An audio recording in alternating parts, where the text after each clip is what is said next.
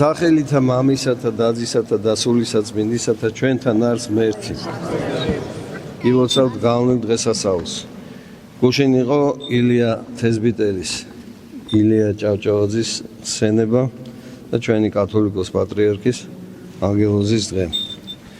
ვიყავით ჩასული მცხეთაში და ჩვენი ეპარქიის სასულიერო და მრევლის სახელით მივულოცეთ ანგელოზის დღე. ღმერთმა მისცეს ჩვენს პატრიარქს ჯანმრთელობა, მხნეობა და შემართება. შემართებას შემთხვევით არ ვახსენებ. როდესაც სულ ცოტა ხნის წინ იყო ნათლობა პატრიარქის ნათლულების. 1000-ზე მეტი ბავშვი მოინათლა. პატრიარქი მიუხედავად თავის მდგომარეობისა, ფიზიკური უძლიერობისა, მაინც მამობრივი სიყვარულისა გამო და ღვთისმინაშე პასუხისმგებლობის გამო მოვიდა დიდსამებაში და ასე ვთქვათ, მისასალმებელი სიტყვა წარმოსთქვა და დაალოცა თავისი ახალი სულიერი შვილები. ეს არის ნამდვილად მაგალითი იმისა, თუ როგორი სიყვარული გვმართებს ღვთის, რომ არანაირმა სისუსტემ, არანაირმა მით უფრო სიზარმაცემ არ დაგვაბრკოლოს ღვთის მსახურებისაგან და ყოველთვის ღვთის სიყვარულით ვემსახუროთ ღმერთს და მოყვას. დღევანდელი სამოციქულო საოცრად მოძღვრავს ჩვენ ყველას. ჩვენთვის გადარჩენისა და გამარჯვების საიდუმლო რაშია. მხოლოდ ღვთის სიყვარულში და ღვთის მცნების ასრულებაში. და იარაღად რა მოგცა ჩვენ ღმერთმა? მოგცა ჯვარი და ჯვარზე ჯვარცმული მაცხოვარი. ეს არის ჩვენი იარაღი უძლეველი, რომელიც სხეულსა და უხილავს მტერს შემუსრავს და დაარღვევს. მოციქულიც ამბობს, რამე თუ სიტყვა იგი ჯვარისა, წარწმენდულთა მათთვის სიცოცხლე არის, ხოლო ჩვენ ცხოვრებულთა ამათთვის ზალ ღვთისა არის. დღესაც ბევრჯერ გვინახია, ხო, სიცოცხლე იმ ადამიანებისა, რომელთაც არც ეკლესიას სამთ და არც ჯვარი ქრისტესი. და წარსულში ბევრი გვინახავს. როდესაც რომ ქრისტეს მოძულეობით დევნიდნენ ქრისტიანებს, მაგრამ ემხილებოდნენ, მაგრამ სულიერად მაინც ბრმებად რჩებოდნენ და მაინც ამ თავის ურჯულოებაში აღესრულებოდნენ.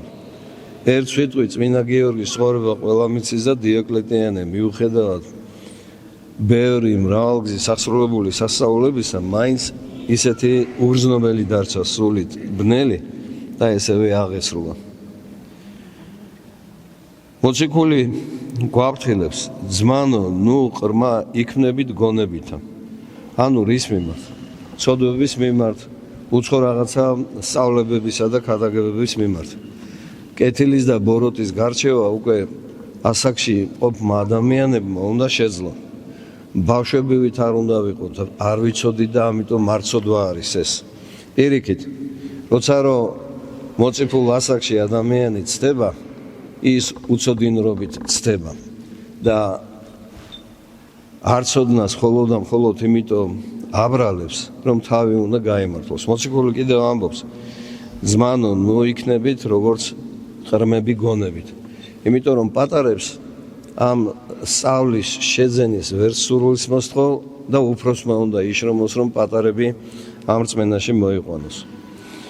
ამიტომ ბოროტისათვის არ უნდა ვიყოთ მიმდობნი, რომ არ ჩავარდეთ ცოდვაში. და აგზელებს მოციქული, არამედ ბოროტისათვის ყრმანი იყვენით. ბოროტს, რასაც რო გვიქადაგებენ და გვითომ გვასწავლიან, აი მათ მიმართ უნდა ვიყოთ, როგორც ყრმები არიან, რო ვერ შეიცნობენ. არც უნდა მივხედოთ იმას და ისე უნდა დავტოვოთ. ხოლო გონებითა სრულ იყვენით. გონების სრულყოფა ნიშნავს, რომ სარწმუნოებისა ყველა საკითხი უნდა ვიცოდეთ, რომ შევძლოთ ადამიანებმა გავარჩიოთ კეთილი ბოროტისაგან. თორე დიდობაში ჩადენილი ცოდვა ვერაფრით ვერ გამართლება გარდა ერთისა, სინანულით. და ეს სინანული ღვთისთვის გასახარელი არის, რადგან ადამიანის ბუნება ადამ და ევას დაცემის შემდეგ არის მიდრეკილი დაცემისაკენ, მაგრამ გონიერია ის, ვინც დაეცემა და ადგება. რადგანაც ჩვენი უფალი არის სიყვარულისა ღმერთი და მის სიყვარულს ვერანაირმა დაცემა, ვერანაირმა ბოროტმა ვერ გადაამეტოს, ვერ გადააჭარბოს. რამე თუ ჟულსა წერილა არც ვითარმეთ უცხოითა ენითა და ბაგითა უცხოითა ვეტყოდე ერსა ამას და ეს უცხო ენა რა არის? სახარებისეული მცნება, აკი იგავით გველაპარაკება ჩვენ. და არსაღა ესრეთ ისმინონ ჩემი იტყვის უფალი. ამისთვიცა ენანი სასწაულად არიან, არა მორწმუნეთათვის, არამედ ურწმუნოთათვის. ურწმუნონი ვერაფერს ვერ გებულობენ და ამბობენ რაღაცა უგუნურობაა, ბოდვაა. ხოლო წინასწარმეტყველება არა ურწმუნოთათვის, არამედ მორწმუნეთათვის, რადგანაც წინასწარმეტყველებაში გაცხადებული არის თუ როგორ უნდა ვიყოთ, როგორ უნდა ვიცხოვროთ, რომ სასופველი ღვთისა დავემკვიდროთ. რაც უკვე შეკრბეს ყოველი კრებული ერთბამად და ყოველნი ენათა იტყოდნენ და შევიდნენ ვინმე ურწმუნონი გინა უცებნი, ანუ უცოდინარნი. არამენს თქვანა, ვითარმეთ სცდებით, გინა ბორგავთ. ანუ ის, ვინც ვერ ერკვევა ამ საღვთო ენით ნათქვამ წინასწარმეტყველებასა და მცნებაში, ისინი ამას ბოდვად და უცოდინრობად თვლიან. ხოლო უკეთილ ყოველნივე წინასწარმეტყველებდნენ და შევინმე ვიდეს ურწმუნო, გინა უცები უცოდინარი, ემხილოს ყოველთა მიერ, რადგან ბევრნი იქნებიან მორწმუნენი და ერთი ურწმუნო და უეცარი, რომ შევიდეს მაშინ ამ სიმრავლის გამო ემხილება მას. და ესრეთ დაფარული გულისა მისისანი განცხადდნენ. და ესრეთ დაავარდეს პირსაზე და თვისსა ეს ურწმუნო და თაყვანის წეს ღმერთსა და აღიაროს ფრიად ვითარმეთ ნამდვილვე ღმერთი თქვენ შორის არს. ანუ იმ მორწმუნეთა ერთობამ ურწმუნოც მოაქციოს. გახსოვთ ხო შიომღვიმის ისტორია მონასტრის?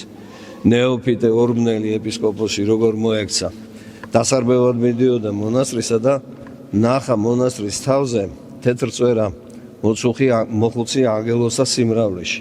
გაუკვირდა და რო შევიდა მონასტერში, ნუ გეშინიათ, დასარბევად არ მოვედი. ერთი კითხვა მაქვს, მონასტრის თავზე საოცარი ხილვა ვიხილე, თეთრ წვერიანი ადამიანი ანგელოსთა კრებულით. ედგა მონასტერს თავზეთ. უთხრეს, რომ ეს ჩვენი სულიერი მფარველი ღირსი მამა შიო არის. შეინანა, დავარდა და იზუსტად როგორც აქ არის. აღიაროს, ვითარმეთ ნამდვილვე ღმერთი თქვენ შორის არს. მოინათლა, ბერად აღიკვეცა და ნეოფიტეს სახელით ეპისკოპოსად გამოარჩიეს.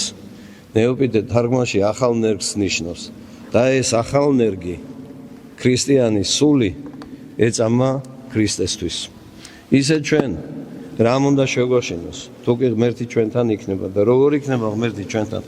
მხოლოდ და მხოლოდ თუ კი სარწმუნოებაში ვეძებთ ცოდნას. ცოდნა რა არის? დილის და საღამოს ლოცვების აუცილებლად კითხვა, სახარების კითხვა და განმარტებების კითხვა. თუ კი სარწმუნოებაში ცოდნას დავაგროვებთ, მაშინ ტერი ვერანაირი ვერ მოგვერევა. და რატომ? იმიტომ რომ ცხადად ვიცით, რომ ღმერთი ჩვენი უძლეველია და ყველაზე ძლიერი. ამისი ბევრი მაგალითი არსებობს, რომ არ ჩამოყვეთ, თუ ძველ აღთქმაში და თუ ახალ აღთქმაში. და ღმერთი ჩვენი ყველაზე მოყვარულია. მართალი უყვარდა ცოდვილთა წყალობს და მისი მადლი შეეწევა და ფარავს დაიცავს ყველა მის მოიმედე სულს. ამინ. მე სათხოვ, რომ თითოეული ჩვენთაგანი ღვთისადმი სასოებით და რწმენით გვაცხოვნოს და ორსავ სოფელში ღვთის დიდებაში ერთად გვამყოფოს. ჩვენთან არის ღმერთი.